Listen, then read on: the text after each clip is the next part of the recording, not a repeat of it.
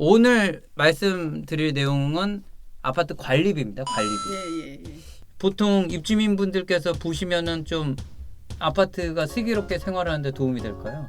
TV 수신료가 나온다. 맞아요. 이거 저 꼭 물어보고 싶었는데 주차비 같은 것들은 부과를 아마 이 주차비라 그런 건 제 생각에는 세대 이제 뭐 입주자 대표에서 정할 것 같은데 뭐 예를 들어서 한 대가 기준인데 두 대서부터는 주차 요금을 부과하겠다 그러면 나오는 게 주차비죠. 그렇죠. 저희 단지 같은 경우는 그렇지 단지마다 다르겠죠. 두 대까지 무료. 두 대까지 이제 세 대부터는 세대는 부과. 3만 원. 그런 식으로. 그거는 아파트마다 정하는 거죠. 네. 대표회에서. 대표에서 정하고 대표에서 정하는 걸 입주민들한테 공지해서 의견 청취하고 최종 결정하고. 그러면은 그런 비용들은 다 모아가지고 이제 주차비로 공지를 하실 텐데 네. 그 비용들은 이제 계속 쌓일 거 아니에요. 네. 그럼 나중에 그걸 뭐 주차 시설 관련됐을 때 사용을 하시나요? 좋은 질문이에요. 딴 거 쓰면 안 될 것 같아서 제 느낌에. 예전에는 주차 시설만 관련된 비용에 썼어요. 진짜 이제 달러 그런데 몇 년 전에 법이 바뀌어가지고 1년 동안 주민들한테 받았던 돈을 어떻게 하느냐면 연말에 결산해서 다시 그 잡수입이라 그러거든요. 그 잡수입으로 그냥 관리 외수입이라 그래요. 이 관리 외수입을 다시 주민들한테 돌려줘요. 이거 관리비에서 그러면 차감해서 처리를 하는구나. 그렇죠. 그냥. 잘 하시네요. 그렇게 하는구나. 그래서 여기에 보면 관리비 전체 다 계산하고 관리비 차감액가 마이너스에서 나가요. 그런 식으로. 그럼 만약에 그냥 이거 지금 생각나서 그런데 주차 차단기나 주차장 관리를 위해서 좀 비용을 쓸 만한 것들은 여기에서 써도 상관없어요? 그렇게 쓰지 않고. 그건 수선 유지비로 투명하게 써요. 그건 수선 유지비로 써야 돼. 그거는 장기 수선은 아니고. 그것도 비용은 꽤 나가는데 원래. 그냥 주차 차단기 그런 거. 수리. 주차 차단기를 전체만 다 교체하는 거. 그건 장충금 써도 돼요? 그거 계획에 있을 때. 계획에 있을 때 써도 되고. 또 얘기가 많이 나오는 게 TV 수신료가 나온다. 맞아요. 이거 저 꼭 물어보고 싶었는데 이 TV 수신료라고 하는 거는 아파트에서 기본적으로 수신되는 장치에 달린 수신료죠. KBS에서 받는 겁니다. 이거는. 이거 KBS에서 받는 거예요? 이게 이거 KBS 수신료를 이렇게 주는 거예요? 이게 지금 말이 많아요. 왜냐하면 지금 KBS에서 계속 수신료 올리려고 그러잖아요. 그런데 사실 수신료가 이렇게 거두기 어려우니까 이제 한전에다가 한전에서 부과를 해요. 거기 섞어가지고 시스템이 한전에서 전기료 부과할 때 TV 수신료 해서 그걸 다시 한전에서 저기로 주는 거예요. KBS로. 그러다 보니까 이제 방송국에서는 제일 받기 쉽잖아요. 그렇게 해야. 그렇죠. 섞여서 받으니까 징수가 쉽죠. 요즘은 IPTV 거의 다 보시잖아요. 그러다 보니까 이제 이중으로 낸다 해서. 그러니까 이거 인터넷에 나와가지고 제가 물어본 건데. 그래 거기에서 팁 주신 게 TV 수신료는 아파트 관리 소장님한테 얘기를 해서 나는 IPTV를 보니까 안 내겠다. 아니. 안 돼. 왜냐하면 IPTV도 이 TV 수신료가 노선이 얻었냐는 게 아니잖아요. 이 TV 수신료는 집에 TV가 있으면 무조건 내야 돼요. 만약에 그러면 난 TV 안 봐. TV 없어. 있으면 내야 돼. 그러니까 TV도 없어. 그건 안 내도 돼요. 그거 이제 와서 한전에다 신고하면 되고. 근데 뭐 30년 하시면서 그런 경험치는 없으세요? 이거 안 내겠다. 어떤 입주민이 와서. 저희는 한전에다 신고하라고. 그렇게 한전에 신고하면은 그게 관리소에 연락이 오나 보죠? 와요. 거기는 그럼 영원이다. 생각보다 어렵네요. 저는 관리소 가면 다 해주는 줄 알았더니 그렇게 하는 게 아니구나.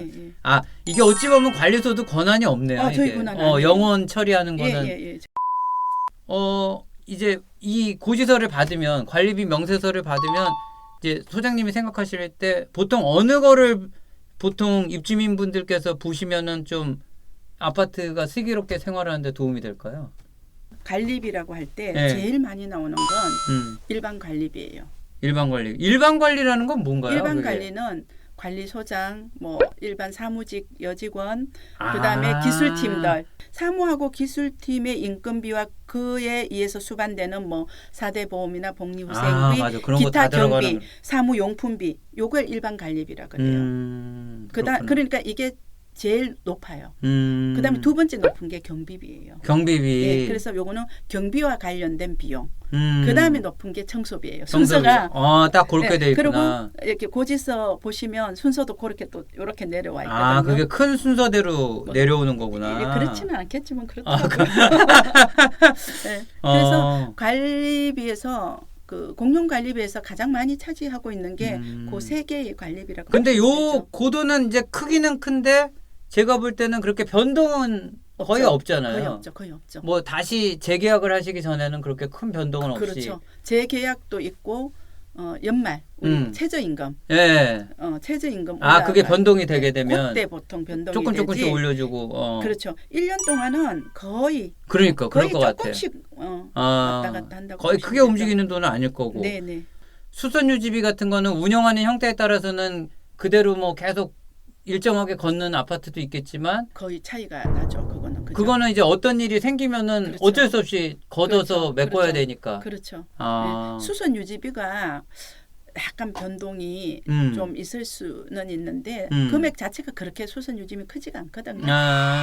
금액 자체가 그가 이제 뭐 몇천 원 왔다 갔다 하는 거라고 보시면 되죠. 장기 수선 충당금 같은 경우에는 아마 금액 조정이 가능은 할 텐데. 네. 그거는 입주자 대표에 열어가지고 그렇죠. 결의받아서 결의도 받고 주민 동의도 받아야 되지 뭐 이렇게 공청회 같은 거 안 하나요? 이건 동의까지는 그건 필요 없는데 장기 수선 충당금은 대표님들이 올리기 되게 부담스러워하시더라고요. 아무래도 이게 돈 내는 거니까 기분 나빠하실 거 아니에요. 왜 올려 막 그래요.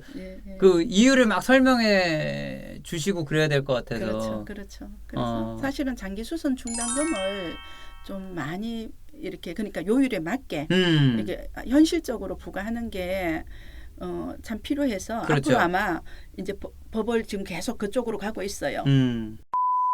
그리고 뭐 전기료나 수도료 같은 부분들은 아파트가 어떤 시설이 있느냐에 따라서 또 뭐 여름이냐 겨울이냐 막 그런 거에 따라서 많이 달라지나요? 그렇죠.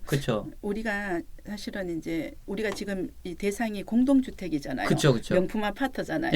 근데 우리 입주민들께서는 잘 모르시는데 사실 거의 다 모르셔요. 모르시는데 아파트의 전기료하고 아파트의 수도료는 일반 주택의 수도료하고 전기료보다는 오히려 좀 낮아요. 낮다고. 그렇지. 공용이니까. 왜냐하면 공용인 것도 있지만 수도료 같은 경우는 예를 들어서 메인 배관 오잖아요. 여기만 검침을 하는 거예요. 그리고 요 단가를 적용하기 때문에 일반 주택의 수도료보다는 조금은 다를 수 있지만 뭐 한 10%? 그래요? 한 3, 4%까지 싸요.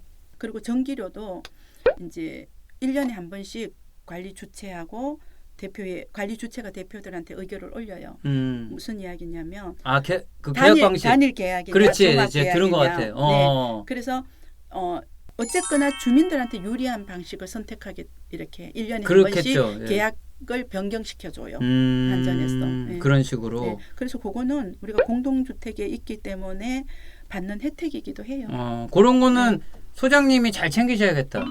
그래서 요즘은 대부분 소장님들이 1년에 한 번씩은 1년 동안에 집계를 내서 대표의 안건 올려서 그렇게 선택해요. 그런 부분으로 하고 관리비 항목은 우리가 법으로 정해져 있어요. 간혹 아파트 비리 사건들이 났잖아요. 그래서 아파트에서 사고가 났다 하면 거의 장기 수선 충당금에서 사고 났기 때문에